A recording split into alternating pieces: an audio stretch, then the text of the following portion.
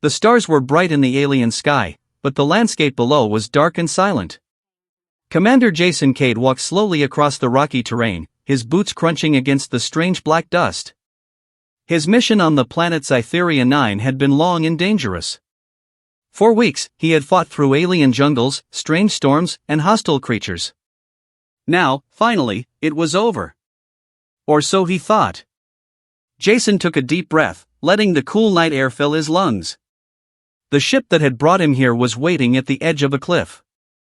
He could see the glow of its engines through the haze. Just a few more steps, and he would be off this planet, back to the safety of human space. But then, a shadow moved across the cliffside. Jason froze. At first, he thought it was just the wind playing tricks on him. But no. The shadow grew larger and darker. From the darkness, a figure emerged. It was the alien queen. Jason had heard stories about her from the intergalactic archives, but nothing could prepare him for her presence. She was taller than any human could imagine. Her skin glowed faintly in the moonlight, shimmering in shades of violet and green. Her eyes were like twin galaxies, swirling with colors that seemed to look directly into his mind. Jason's heart raced. "Stay calm," he whispered to himself. But it was impossible. The Queen's presence was magnetic, terrifying, and mesmerizing all at once. The Queen did not speak at first. She moved slowly, almost floating across the rocky ground. Then, with a voice that echoed in Jason's mind rather than his ears, she said, "You must stay one more night." Jason blinked. His mission was complete.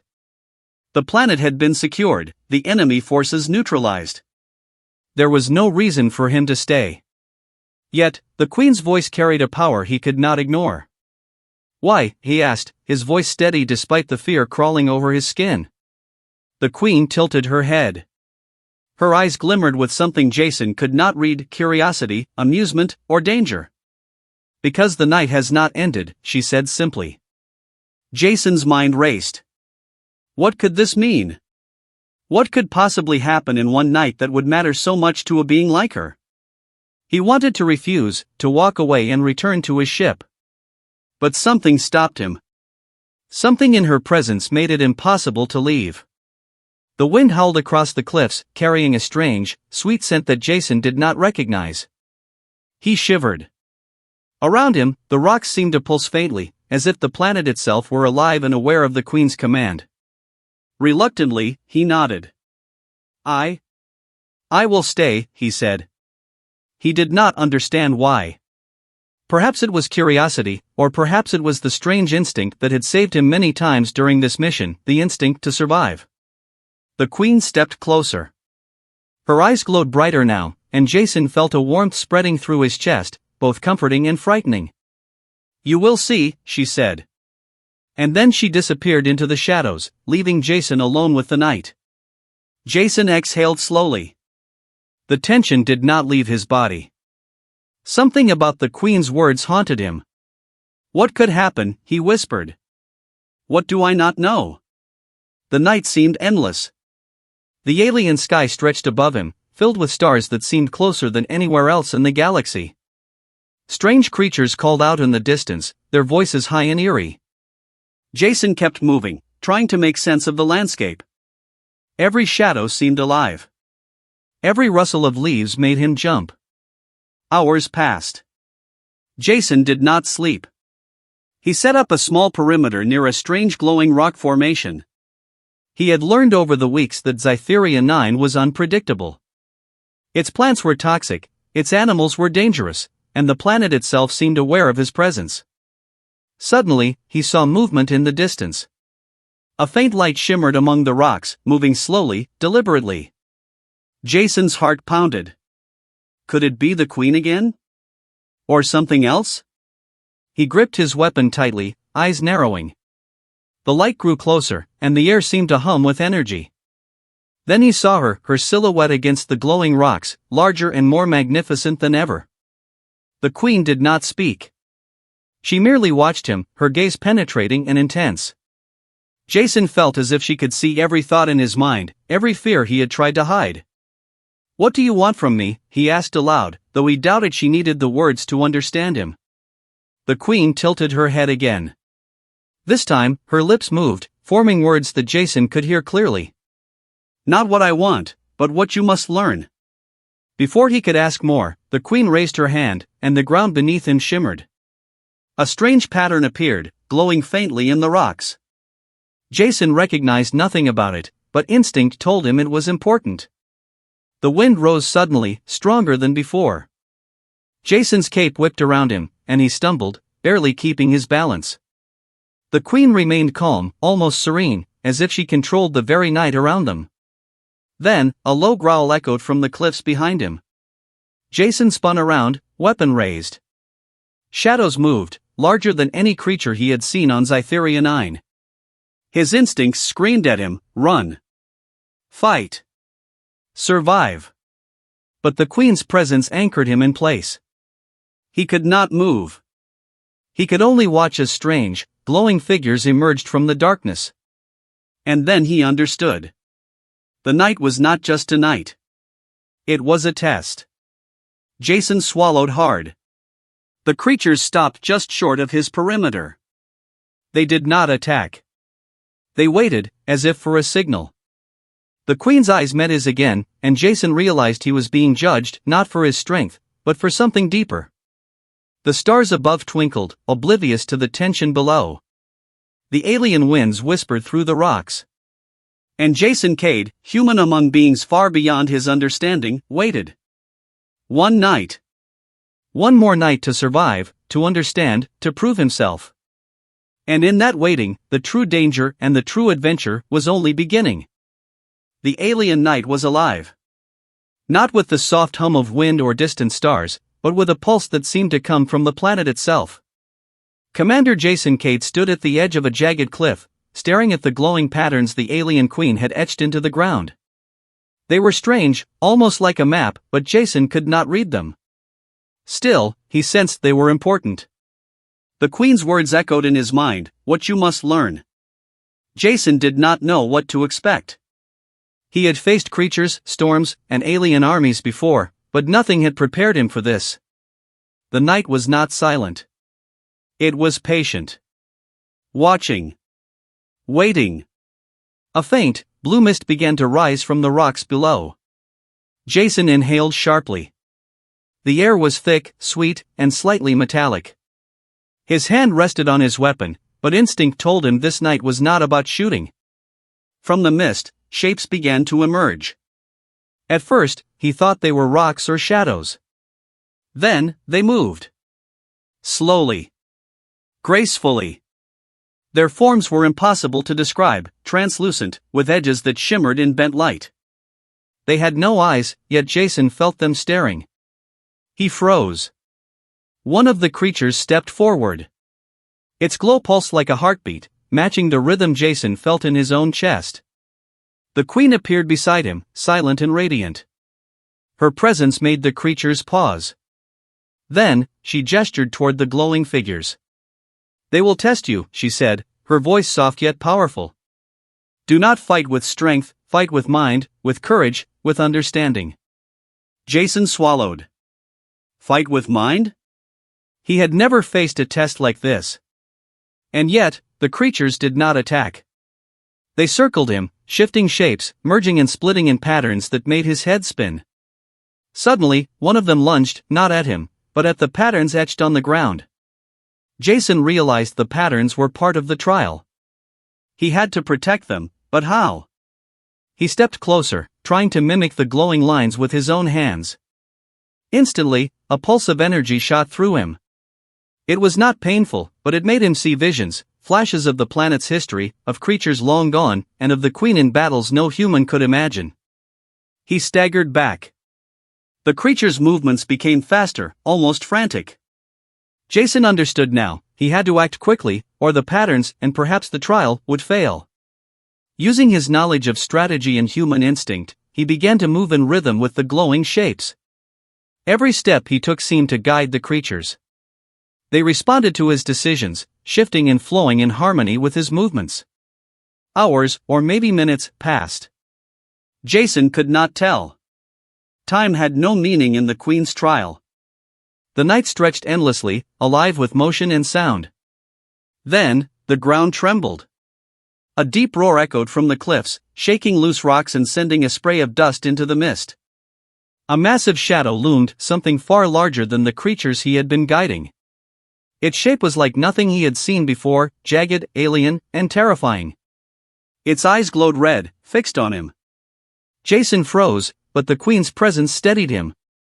She whispered, "Do not flee." The mind wins where force fails. Jason's heart pounded.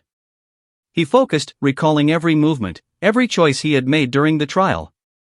He began to trace the glowing patterns with his hands again, slower this time, more precise.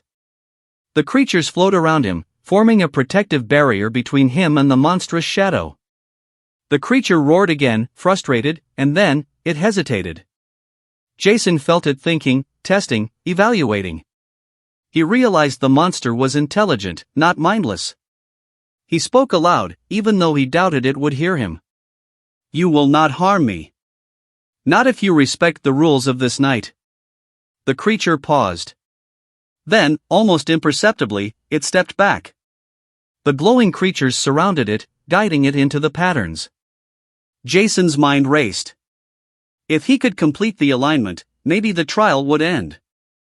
Slowly, deliberately, he moved through the shapes, guiding both creatures and patterns into a final formation. Energy pulsed across the ground, blue and gold, intertwining until the entire area shimmered with light. The monstrous shadow roared one last time, then vanished into the mist. Jason collapsed to his knees, gasping for air. His body was trembling, his mind exhausted, but the Queen was there, standing silently beside him. "You have learned," she said finally. "Not strength, not weapons, but courage, understanding, and the will to act where others would panic." That is the lesson of this night. Jason could barely nod. He had survived, but he felt as if the night itself had tested every part of him, his mind, his body, his very soul. The mist began to fade. The stars above the alien landscape seemed brighter now, calmer. The Queen turned and looked toward the horizon. "Rest now," she said. "But beware. The night is not done with you." Jason knew this was only the beginning. Something deeper was coming, something that would challenge not just his skills, but his very understanding of the universe. He stayed awake, staring at the stars, listening to the whispers of Zytheria 9.